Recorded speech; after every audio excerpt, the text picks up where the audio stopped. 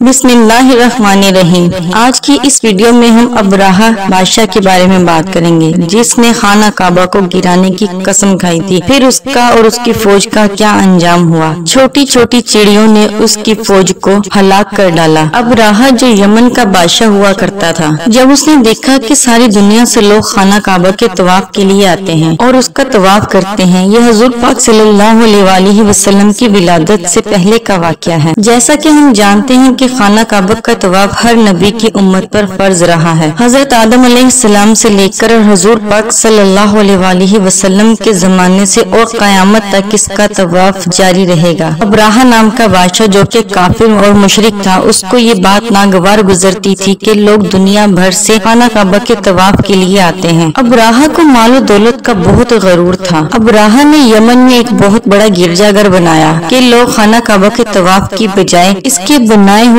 گرجا گھر کا طواف کیا کریں گے۔ اس نے بہت ہی خوبصورت بنایا۔ خانہ کعبہ جو کہ مٹی اور پتھر سے تعمیر شدہ تھا، اس نے جو بنایا اس میں بہت ہی قیمتی پتھروں کا استعمال کیا، سونے اور چاندی سے لکھائی کروائی، ہیرے جواہرات لگا دیے، بہت ہی خوبصورت کر کے اس کو بنا دیا۔ پھر لوگ اس کے بنائے ہوئے خانہ کعبہ کو دیکھنے کے لیے جانے لگے۔ پھر اس نے اعلان کر دیا کہ جو پرانا خانہ کعبہ ہے وہ غریب لوگوں کے لیے ہے، اور جو میں نے بنایا ہے وہ بہت ہی مال و دولت سے بنایا گیا ہے، اور اس کی طرف آؤ، اس کا طواف کرو۔ اس کے بعد جب وہ اپنی فوج کو ہاتھیوں سمیت خانہ کعبہ کی طرف بھیجتا تو ایک بھی ہاتھی خانہ کعبہ کی طرف نہ جاتے، وہ وہیں پر جم جاتے، وہیں پر بیٹھ جاتے، جبکہ اس کی فوج ان کو مارتی پیٹتی، لیکن وہ وہیں پر بیٹھے رہتے، ذرا بھی ہلتے نہیں، اور جب ان کا رخ پیچھے کی طرف موڑ دیا جاتا تو چلنا شروع کر دیتے۔ یہ ایک بہت بڑی اللہ تعالیٰ کی طرف سے علامت تھی۔ وہ چاہتا تو وہیں سے توبہ کر کر بھاگ جاتا کہ کوئی بہت بڑی طاقت ہے جو ان ہاتھیوں کو خانہ کعبہ کی طرف جانے سے روک رہی ہے، لیکن جس کا ایمان ختم ہو جاتا ہے اور اللہ تعالیٰ جس سے ہدایت چھین لیتا ہے تو اس کی آنکھیں بند ہو جاتی ہیں۔ اتنی محنت کرنے کے بعد جب تیسرا دن آیا تو اس نے حکم جاری کیا کہ ہاتھیوں کے پاؤں میں زنجیریں باندھو، بیڑیاں ڈالو اور کسی بھی طرح خانہ کعبہ کی طرف لے کر جاؤ۔ فوجیوں نے ایسا ہی کیا، ان کے پاؤں میں زنجیریں ڈالی، بیڑیاں باندھی اور ان کو کھینچنا شروع کیا، اور ہاتھیوں نے چلنا شروع کر دیا۔ مینا سے لے کر مکہ تک تقریباً 5 سے 7 کلومیٹر تک کا فاصلہ ہے۔ ابھی یہ لشکر اتنی دور ہی تھا کہ اللہ تعالیٰ نے اپنی فوج کو بھیج دیا۔ ایک چھوٹی چھوٹی معصوم سی چڑیا جنہیں ابابیل کہا جاتا ہے، وہ اپنے منہ میں اور اپنے پیروں میں کنکریاں اٹھا کر لائیں۔ ایک بہت بڑا لشکر ابراہہ کے ساتھ اور ایک معمولی سی چڑیوں کا جھنڈ کیا مقابلہ ہو سکتا ہے، لیکن تاریخ گواہ ہے ان معمولی سی چڑیوں نے ابراہہ سمیت تمام لشکر کو تباہ و برباد کر دیا۔ جب ان چڑیوں نے اپنے منہ سے پتھر کو گرانا شروع کیا، اس میں آگ لگ جاتی، اور وہ جب پتھر ہاتھی کے پیٹ پر گرتا تو ہاتھی کا پیٹ پھٹ جاتا،